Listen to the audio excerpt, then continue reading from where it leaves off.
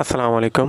আচ্ছা, যদি মিডল ইস্টে আবার যুদ্ধ শুরু হয়, অর্থাৎ ইরান এবং ইসরায়েল যেই সংঘাত চলমান, অর্থাৎ ইরান ইসরায়েলের উপরে যে হামলা করেছে, এর পরিপ্রেক্ষিতে যদি মিডল ইস্টে আবার যুদ্ধ শুরু হয়, তাহলে কি হবে? তাহলে পৃথিবীর অর্থনীতির অবস্থা খুবই খারাপ, খুবই নাজেহাল হয়ে যাবে।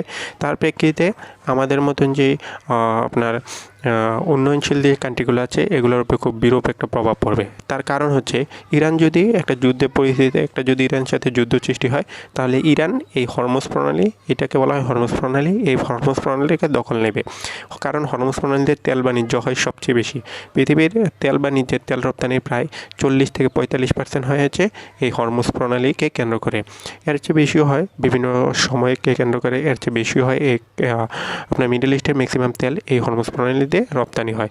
তখন ইরান এই হরমুজ প্রণালীকে যদি দখলে নেয়, তারপরে তেল রপ্তানি ব্যাহত হবে এবং তেলের দাম বৃদ্ধি পাবে। আর তেলের দাম বৃদ্ধি পাওয়ার কারণে পুরো অর্থনীতির ব্যবস্থা একটা নাজেহাল একটা পরিস্থিতি তৈরি হবে এবং আমাদের মতো উন্নয়নশীল দেশ, বাংলাদেশ, পাকিস্তান, ভারত, এইসব রাষ্ট্রগুলোর মতন রাষ্ট্রগুলোর মূল্যস্ফীতি আবার প্রচুর পরিমাণে বেড়ে যাবে, তেলের দাম বৃদ্ধি পাবে। বন্ধুরা, ভিডিওটি যদি ভালো লাগে থাকে অবশ্যই একটা লাইক দিয়ে চ্যানেলটাকে সাবস্ক্রাইব করে দেবেন। আসসালামু আলাইকুম।